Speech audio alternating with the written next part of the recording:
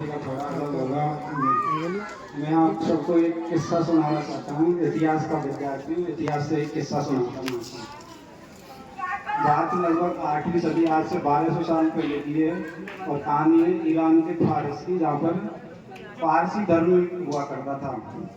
और किसी वजह से पारसियों को ईरान में अपनी ज़मीन छोड़कर, किसी परेशानी की वजह से उन्हें अपनी ज़मीन छोड़कर किसी दूसरी जगह बसना था। और उनको सबसे शांत और सबसे समृद्ध जगह कोई लगी थी तो वो था हिंदुस्तान। गुजरात का नवसारी जो जगह है, आप लोग जानते होंगे। वहाँ पर पारसी लोग अपने धर्म की रक्षा के लिए आए थे। तो उस समय स्थानीय लोगों द्वारा उनका विरोध हुआ था। तो जो राजा था, उन्होंने उनसे मना कर दी थी वहाँ बसने की, कि आप कहीं और चले जाएंगे। राजा ने संदेश जो भेजा था, पारसी धर्म के जो गुरु थे उनके पास में एक प्याले में दूध भरकर भेजा था, पूरा भरा हुआ। वो उनके लिए संदेश था कि इस प्याले में और जगह नहीं है यहाँ पर बिल्कुल भी, तो आप कहीं और जगह देख लीजिए। पारसी जो धर्मगुरु थे, उन्होंने एक मुट्ठी चीनी उस दूध के प्याले में डाल दी और उन्हें राजा जल्दी राणा के पास भेज दिया। और ये जो चीनी उन्होंने बोली, वो राजा के लिए संदेश था कि महाराज, हमें आपकी भूमि में, आपकी जमीन पर शरण चाहिए। जिस तरह से दूध में चीनी शक्कर घुलकर उसकी मिठास बढ़ा देगी, ऐसे ही हम लोग आपकी जमीन, सरजमीन पर इस तरह बस जाएंगे जैसे कि चीनी उस दूध में घुल जाते हैं। उम्मीद है कि मेरा संदेश आप सब लोग समझ गए होंगे। मेरे गांव के सभी सम्मानीय लोगों, अगर आपको ये लगता है कि मेरी वजह से आपके गांव की मिठास बढ़ी है, तो मुझे ये सम्मान बहुत बहुत स्वीकार है। आप सबको बहुत बहुत राम राम। मैं राम प्रसाद मेडिया और जगन भाई का नाती आप सबको, दोनों पट्टियों के बड़े बुजुर्ग, मीना पट्टी, गुजर पट्टी, सबको बहुत बहुत दिल से धन्यवाद देता हूँ।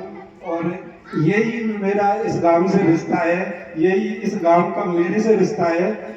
मेरे जो दादाजी थे, उन्होंने अभी कुछ गुजरने से कुछ समय पहले मेरे को कोई भी वजह हुई थी, तो मेरे पिताजी को और मेरे को बैठा कर एक सीख दी थी कि इस गांव में हमें बहुत प्यार और सम्मान दिया है, जिससे हम डिजर्व करते हैं उससे कई गुना पर। और अगर हमारी तरफ से कोई गलती नहीं होगी ना, तो ये सम्मान, ये प्रेम ऐसे ही पीढ़ियों तक बरकरार रहेगा। और मैं, आप सब लोग जिस तरह से आए और मेरा जो स्वागत सत्कार आपने किया है ना, मुझे वो दादाजी की वो बात बहुत एक ऐसे लग रही है जैसे शाम को ही कही गई थी वो, और मैं उसे सच होते हुए देख रहा हूँ।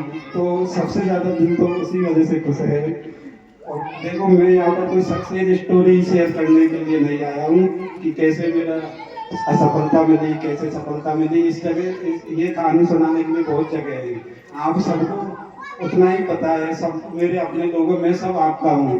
तो मैं उन बातों को तो क्या ही जिक्र करूँ कि क्या मेरे से मेरी यात्रा है, क्या मेरे परिवार की यात्रा, क्योंकि वो तो मैं जितना जानता हूँ उतना ही आप जानते हो। इस बैठक पर मैंने कितनी नैतिक शिक्षाएं ग्रहण की, कितने संस्कार मैंने इस जगह पर ग्रहण किए हैं। मैं अपने परिवार की जो सबसे बड़ी विरासत मेरे लिए समझता हूँ ना, कि वो संस्कार है मेरे माता पिताओं के, मेरे स्वर्गीय दादाजी दादी जी के द्वारा जो संस्कार मुझे मिले ना, मैं सच में उन पर जब जब सोचता हूँ तो मैं फक्र करता हूँ कि मुझे ऐसे संस्कार मिले हैं। ऐसे शायद उन सदकर्मों का, उनके सदकर्मों को, पुण्यों का फल हूँ मैं। तो शायद उनके द्वारा मेरे माता पिता दादा दादी की जो निवेश की गई पूंजी हूँ शायद, तो जो आपके सामने शायद दिख रही है, तो मैं तो मेरे पिताजी की जिंदगी भर की पूंजी हूँ और उसका परिणाम मैं हूँ।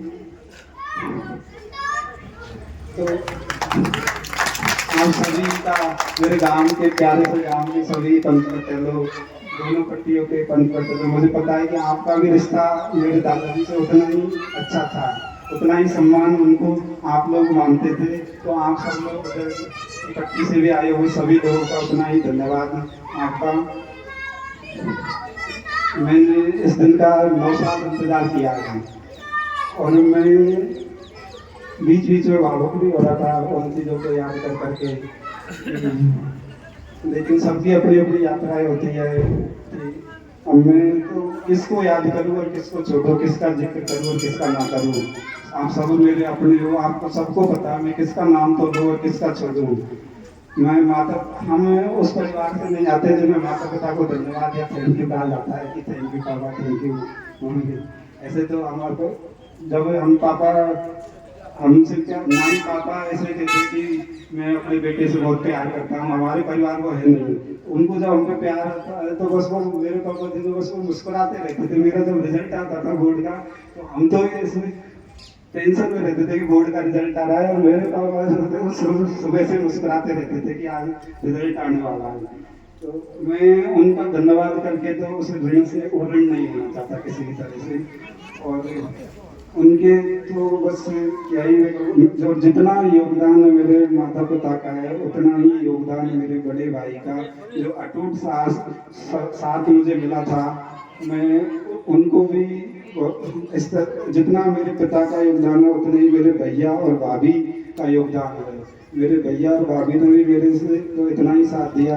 आप लोगों को ताज्जुब होगा कि मेरे से कभी मेरे परिवार वालों ने ये नहीं पूछी कि तेरी पढ़ाई कैसी चल रही है, ये तो पढ़ लिख के तो अच्छे से पढ़ा कर। मेरे से आज तक ये बात अभी नहीं बोली, ना मेरे मम्मी पापा ने ना मेरे भैया भाभी ने, किसी ने ये नहीं बोली कि तेरी पढ़ाई कैसी चल रही है, क्योंकि उनको मेरे से ज़्यादा विश्वास मेरे आसपास के लोगों को था मेरे ऊपर। जैसे मैं कई बार कमज़ोर पड़ता था, जैसे हनुमान जी को अपनी शक्ति याद दिलानी पड़ती थी ना कि तुम तो समुद्र पार कर सकते हो, ऐसे मेरे को शक्ति याद दिलाने वाले बहुत लोग थे। भैया भाभी थे, दीदी जीजाजी थे, मामा थे, मेरे कजिन, मेरे सब भाई बहन, मेरे दोस्त थे। तो मैं किन किन का तो नाम लूँ और किन किन का छोड़ूँ, लेकिन फिर भी कुछ ऐसे लोग हैं जिनका जिक्र अगर मैं ना करूँ यहाँ पर तो बात शायद अधूरी रह जाएगी और मेरे पे एक भार तो रह ही जाएगा। मेरे प्राथमिक शिक्षा के जो आज आए तो मुझे बहुत ही अच्छा लगा, मेरे पुराने स्कूल के दिन याद आए। इसके अलावा जैसे मैंने पाठशाला में शिक्षा तो कभी नहीं दी, लेकिन principal Shri N G Ram जिन्होंने मुझे पढ़ने का मुझे तो कभी अवसर नहीं मिला, लेकिन जिंदगी के जो गुर हैं वो मेरे को वो दूर से ही सिखाते गए। एक जो मार्गदर्शक होता है, पथ प्रदर्शक, मेरे परिवार का शुरू से ही वो एक पथ प्रदर्शक के रूप में उन्होंने योगदान दिया। उनके लिए मैं बहुत बहुत आभारी हूँ और हमेशा अपने जीवन में उनको याद रखना चाहता हूँ। इसके अलावा मेरे दिल्ली के मुखर्जी नगर पर हाथ पकड़ कर छोड़कर आने वाले मनीष जी प्रिंसिपल का भी मैं जरूर से जरूर जिक्र करना चाहूँगा कि वो मेरे को दिल्ली में कोचिंग में एडमिशन कमरा लेकर आना, मतलब उंगली पकड़ कर छोड़ना होता है ना, वो मेरे को छोड़ के आए थे। तो ऐसे मैं अपने आप को खुशनसीब मानता हूँ, मेरे आसपास इतने अच्छे लोग थे जो मेरे हमेशा हर उतार चढ़ाव में मेरा साथ दिया। मीना छात्रावास में जब गया, मीना छात्रावास जो सिर्फ पत्थर से बनी इमारत अब नहीं रह गई है, उसने अपनी शानदार विरासत से जो समाज में योगदान दिया है वो समाज में सम्मान के लायक है, और हम प्यार से उसे अब मीना छात्रावास नहीं जन्नत कहते हैं। तो उस जन्नत का योगदान बहुत बड़ा है, जहाँ से जाकर मुझे ये लगा कि जो IAS RAS बनते हैं वो हमें से ही कुछ लोग बनते हैं, हमारे आसपास से जो लोग बनते हैं। तो ऐसे वहाँ पर मुझे ऐसे सीनियर, बड़े भाई जैसे सीनियर मिले, छोटे भाई जैसे जूनियर मिले, और ऐसे यार दोस्त मिले जो जिंदगी में